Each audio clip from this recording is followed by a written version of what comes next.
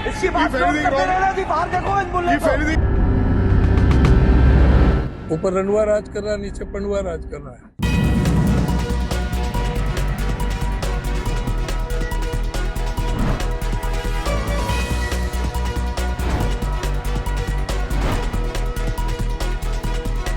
जब शब्द मर्यादाएं खोने लगे, जब लोकतंत्र का मंदिर कहा जाने वाला संसद और संसद के अंदर अगर सांसद ये सुरक्षित ना समझें कि सामने वाला उनका साथी उनके बारे में क्या बोल देगा, जब देश के प्रधानमंत्री के बारे में कोई नेता अपनी जुबान को संभाल ना पाए, तो उस हालात में ऐसा ही होगा जो आज हो रहा है, यानी कि हंगामा बरपा है। हंगामा बरपा है भारतीय जनता पार्टी के सांसद रमेश विधूड़ी और हरियाणा प्रदेश कांग्रेस के अध्यक्ष चौधरी उदय भान के बयानों से। नमस्कार, मेरा नाम संजय मग्गू है और मौजूद है देश रोजाना के डिजिटल मीडिया प्लेटफॉर्म पर। आपसे चर्चा करने चला हूं नेताओं की जुबान पर आखिर कंट्रोल क्यों नहीं रहता, आखिर क्यों नेताओं की जुबान बदजुबान हो जाती है, आखिर क्यों कहते कहते उनके शब्द अपना आकार खो देते हैं और शब्दों की मर्यादा ऐसी बिगड़ती है कि उसके बाद में न लोकतंत्र का मंदिर बसता है न सड़क बसती है। आपने देखा होगा कल यानी कि शुक्रवार को लोकतंत्र के मंदिर में चर्चा चल रही थी चंद्रयान की। बहुत खुशी का पल था कि हम चंद्रयान पर चर्चा कर रहे थे, उस चंद्रयान पर चर्चा कर रहे थे जिसने कि अंबर पर चांद पर भारत लिख दिया। हमारे लिए वो पल बहुत गौरव के पल थे।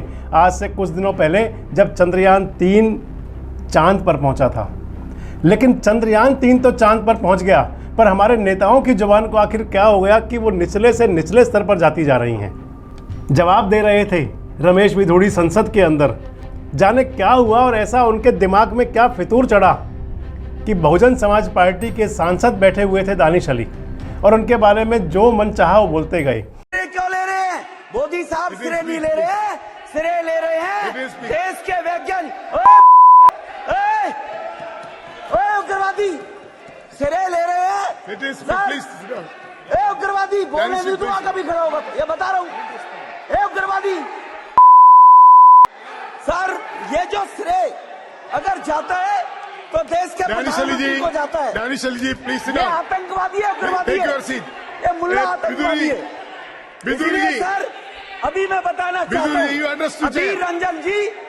अधीर रंजन जी अभी शोर मचा रहे थे, लिस्ट पढ़ रहे थे, उस लिस्ट में अधीर रंजन जी जब लिस्ट पढ़ रहे थे 1975 से लेकर अभी तक, इसकी बात करते रहना जी, बाहर देखो इन बोलने को।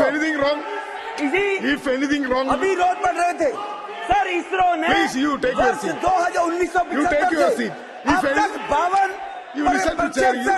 जो शब्द बोले थे आज हम यहाँ उनको दोहरा नहीं सकते, क्योंकि संसदीय प्रणाली है, संसदीय प्रथा है कि जिन शब्दों को संसद की कार्रवाई से हटा दिया जाता है उनको दोहराया नहीं जाता।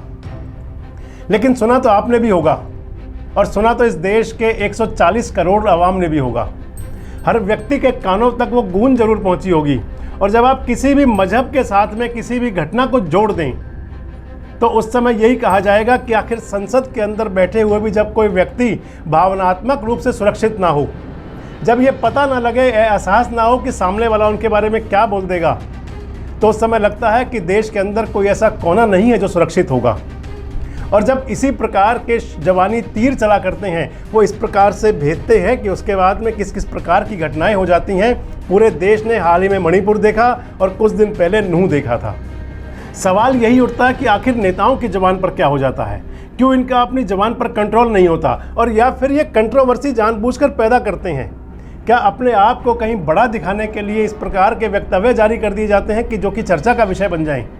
क्या अपनी दबंगई दिखाने के लिए नेता बिना सोचे समझे हुए कुछ भी बोल देते हैं? और अगर इस प्रकार से बोल देते हैं तो आखिर उन पर विराम कौन लगाएगा? अगर अधीर रंजन चौधरी की एक टिप्पणी पर लोकसभा के स्पीकर उनको बर्खास्त कर सकते हैं तो आखिर रमेश विधूड़ी पर वो कार्रवाई क्यों नहीं होती?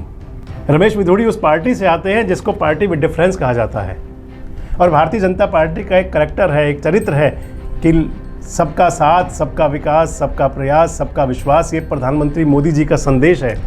लेकिन जब उन्हीं की पार्टी के सांसद उस समय ऐसा बोलेंगे जब देश की संसद के अंदर तमाम बड़े बड़े नेता बैठे होंगे और उनको कोई रोकेगा नहीं। आपने अगर देखा होगा जिस समय रमेश विधूड़ी बोल रहे थे तो उनके साथ में दिल्ली के बहुत बड़े नेता हैं, डॉक्टर हर्षवर्धन, डॉक्टर हैं, उनके सामने वो बोल रहे थे, लेकिन किसी ने रोका नहीं उनको। उपसभापति महोदय ने भी, क्षमा कीजिएगा, बनना ये चाहिए था कि उनको टोका जाता, उनको रोका जाता, लेकिन वो निर्बाध रूप से अपनी बात कहते गए। और जब उन्होंने ये बोला कि तुम बाहर निकलो, बाहर देखेंगे, तो ऐसा लगा कि शायद गली के दो सौदे आपस में लड़ ना पड़े। खैर, जब देश की संसद ने देखा तो देश की आम आवाम ने भी देखा, और जो सत्तासीन है और जो हुक्मरान है वो इस पर फैसला तो जरूर लेंगे। हालांकि भारतीय जनता पार्टी ने अपने सांसद को 15 दिन का नोटिस दिया है। बात करने चला हूँ अब आपसे मैं हरियाणा प्रदेश कांग्रेस के अध्यक्ष चौधरी उदय भान की। ब्रिज संस्कृति से आते हैं, और ब्रिज की संस्कृति तो ये कहती है कि एक दूसरे का मान सम्मान किया जाना चाहिए, लेकिन जब वो प्रधानमंत्री और मुख्यमंत्री के बारे में बोलते हुए कुछ इस प्रकार के शब्द कह जाएं कि जिनको कि सामान्य भाषा में गाली कहा जाता है, और वो भी ऑन कैमरा आकर के अगर बोलेंगे तो प्रश्न तो उठेंगे, सवाल तो उठेंगे कि अगर राहुल गांधी देश के अंदर मोहब्बत की दुकान खोल रहे हैं तो आखिर उस मोहब्बत की दुकान से ये कौन सा सामान निकल रहा है। अगर आप सुनेंगे उदय भान जी की उस स्टेटमेंट को, आपको सुनवाते हैं हम। ऊपर रंडवा राज कर रहा है, नीचे पंडवा राज कर रहा है। उसने जीते जी अपनी पत्नी को मार दिया, और नीचे वाले को पता ही नहीं है क्या होता है घर परिवार का चलाना। तो ये इस तरह का हो रहा है। देखा होगा आपने कि क्या प्रकार का इनका वक्तव्य है। और उसके बाद उदय भान जी ने एक मीडिया हाउस के साथ अपनी स्टेटमेंट दी है। उन्होंने कहा है कि मुझे अपने इस बयान पर कोई एतराज़ नहीं है, मैंने जो बोला है, यानी कि जो उन्होंने बोला है वो कह रहे हैं कि मैंने ऐसा पहले भी कई बार बोला है। और अपने पक्ष में तर्क देते हुए वो ये कहते हैं कि क्योंकि कांग्रेस की राष्ट्रीय अध्यक्ष सोनिया गांधी जी के बारे में भी प्रधानमंत्री मोदी ने कभी कुछ इसी प्रकार के अपशब्द कहे थे। तो ये कौन सी तहजीब हुई कि अपशब्द के बारे में आप अपशब्द से अगर जवाब देंगे? अगर गाली का जवाब गाली होगा तो उसके बाद तो फिर जिसको कहते हैं ना कि घूंसा लात चलेंगे, लड़ाई होगी, विवाद होंगे। ये हमारे राजनेता हैं, चाहे वो रमेश विधोड़ी हों और चाहे हमारे चौधरी उदय भान जी हों। सभी का सम्मान है लोकतंत्र के अंदर, लेकिन अगर शब्दों की मर्यादा बिगड़ेगी तो अब मान लिया जाए कि उसके बाद में हालात बिगड़ सकते हैं, हालात खराब हो सकते हैं।